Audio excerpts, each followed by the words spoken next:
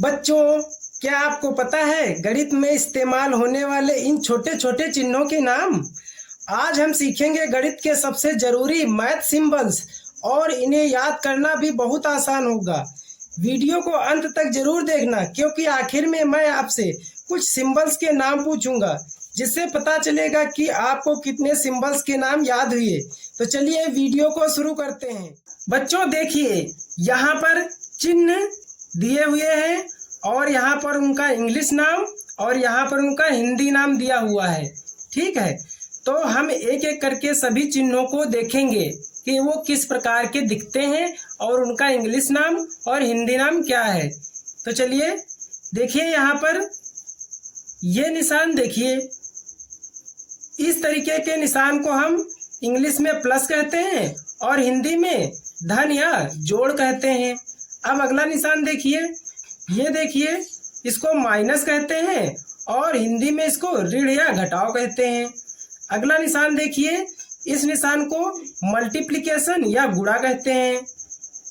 अगला देखिए, इस निशान को हम डिवीजन या भाग का निशान कहते हैं। इसका इस्तेमाल हम भाग के सवाल में करते हैं। अगला चिन्ह देखिए, इस चिन्ह को हम कहते हैं इक्वल टू या बराबर का चिन्ह।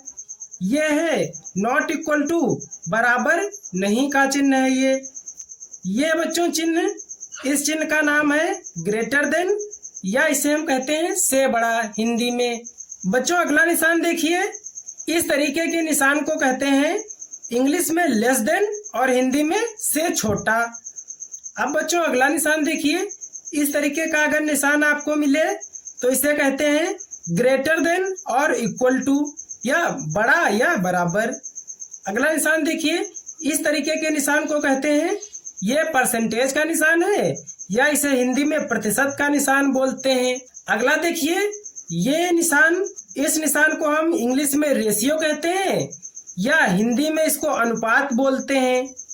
इसका इस्तेमाल हम अनुपात वाले सवाल में करते हैं।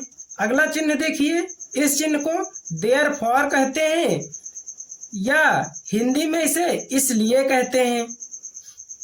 अगला निशान देखिए, इस निशान को हम इंग्लिश में बिकॉज कहते हैं और हिंदी में क्योंकि या चूंकि। अब अगला निशान देखिए, इस निशान को हम अंग्रेजी में स्लैश कहते हैं और या फिर हिंदी में इसे विभाजन रेखा कहते हैं। इसका इस्तेमाल हम विभाजन में करते हैं या फिर भिन्नों के सवाल में करते हैं। अगला देखिए, इस चिन्ह को हम स्क्वायर रूट कहते हैं या वर्गमूल। अगला चिन्ह देखिए, ये देखिए, ये ब्रैकेट का चिन्ह है, तो इसे कहते हैं अंग्रेजी में पैरेंथेसिस या फिर इसे कहते हैं हिंदी में छोटा कोष्ठक। देखिए, इस प्रकार के ब्रैकेट को हम बोलते हैं स्क्वायर ब्रैकेट या वर्ग कोष्ठक। अब इस तरीके के ब्रैकेट को कहते हैं कर्ली ब्रैकेट या मंझला कोष्ठक। बच्चों आगे देखिए, इस प्रकार के निशान को हम पाई कहते हैं। अगला देखिए, इस प्रकार के निशान को हम प्रोपोर्शनल टू अंग्रेजी में या फिर हिंदी में इसको हम समानुपाती बोलते हैं। अगला देखिए, अगर इस तरीके का निशान आपको देखने को मिले तो इसे कहते हैं लगभग बराबर। अब अगला देखिए, इस तरीके का चिन्ह कहलाता है इन्फिनिटी या अनंत। अगला देखिए, यहाँ पे इस प्रकार के चिन्ह को कहते हैं एंगल या कोण का चिन्ह है ये। अगला देखिए, अगर इस तरीके का एक चिन्ह दिखे आपको तो ये डिग्री का चिन्ह होता है।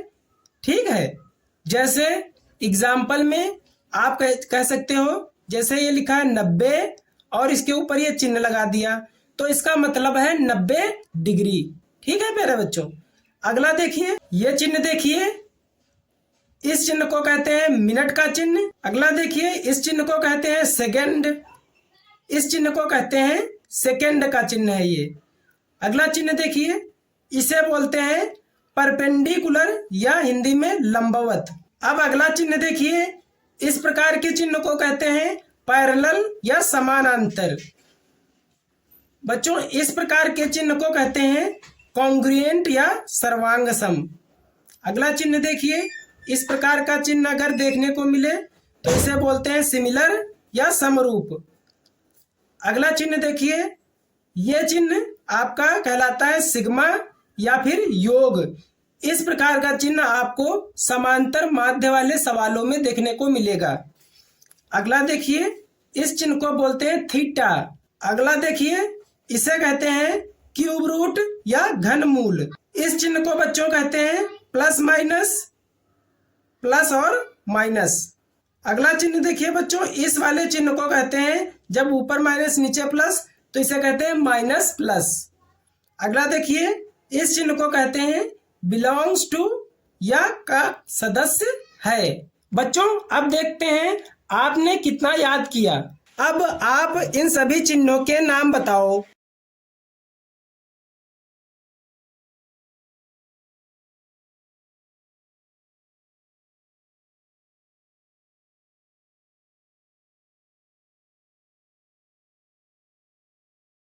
तो बच्चों आज हमने गणित में आने वाले बहुत सारे जरूरी सिंबल्स सीखे।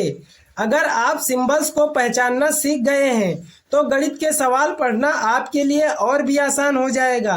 अब इस वीडियो को एक बार दोबारा देखो और बिना उत्तर देखे सारे सिंबल्स के नाम बोलकर बताओ। ऐसे ही आसान तरीके से गणित सीखने के लिए चैनल को सब्सक्राइब जरूर करें।